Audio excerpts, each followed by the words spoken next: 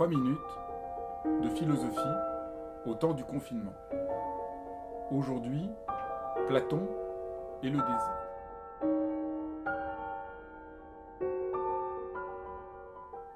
Il y a des moments, on en a tellement marre d'être confiné, j'en étais même à regretter les heures de pointe dans le métro, moi qui habite Paris, le bonheur de me retrouver avec plein de gens, de courir pour attraper le métro, de...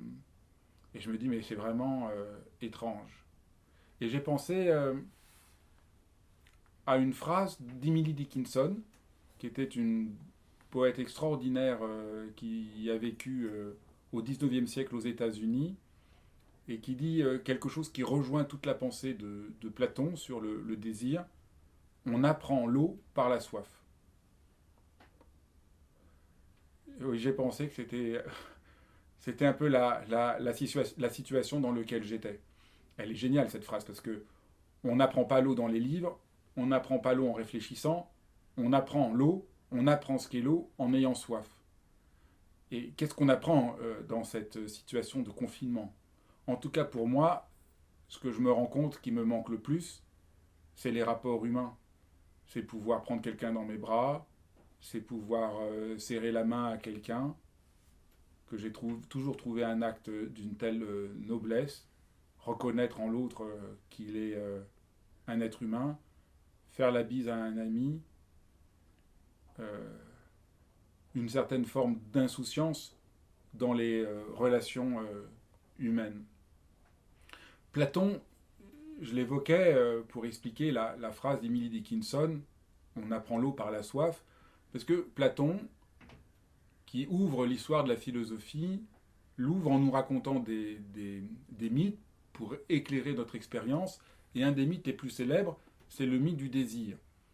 Euh, la déesse Aphrodite avait organisé un banquet, et Poros, le dieu de la plénitude, en avait bien profité, et à un moment, il s'endort un peu ivre, et peigna la nécessité, la pauvreté, en ayant, va essayer de s'approcher de lui, et finit par tomber enceinte de lui et d'avoir un enfant qui est Eros. Le dieu du désir, le dieu de l'amour, est ainsi, nous dit Platon, a ainsi, nous dit Platon, une double nature. Il est le père de la plénitude et et le fils aussi de la pauvreté et du manque. Et le désir est donc un intermédiaire entre le monde humain et le monde divin, qui est une entente du manque. Et le manque, donc, nous dit Platon, n'est donc pas tant une faute qu'un rappel de quelque chose qui nous manque pour être plus pleinement. Et je crois que ça éclaire ça. Ça éclaire que le manque que nous pouvons sentir peut-être nous éclaire sur le plus essentiel pour nous, sur ce qui nous constitue. Et derrière les remarques que je vous ai faites sur ce qui manque dans le bonheur des relations avec l'autre, peut-être peut s'éclairer que nous sommes des êtres politiques.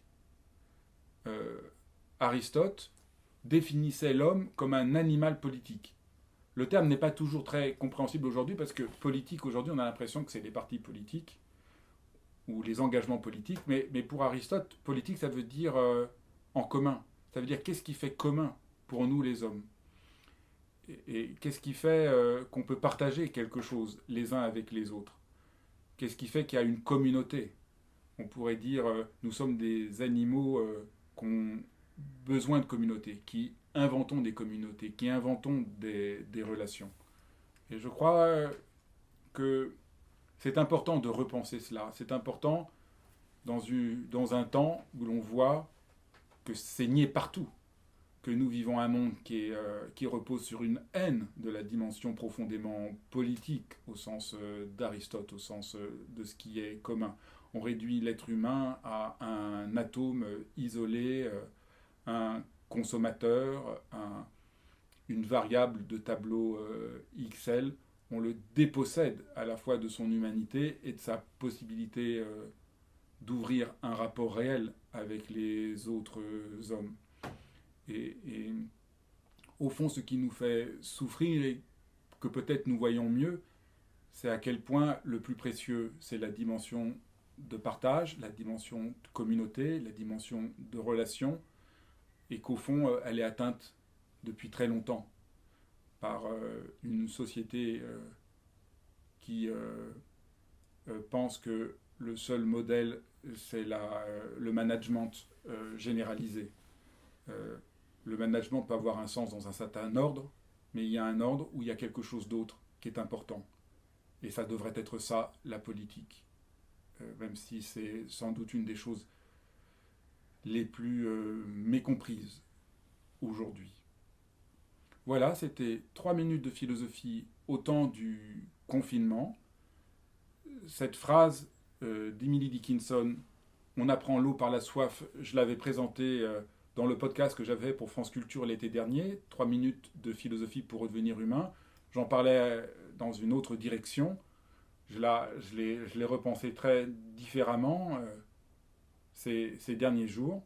J'espère qu'en écoutant les deux, ça vous donnera envie de voir comment elle vous parle à vous.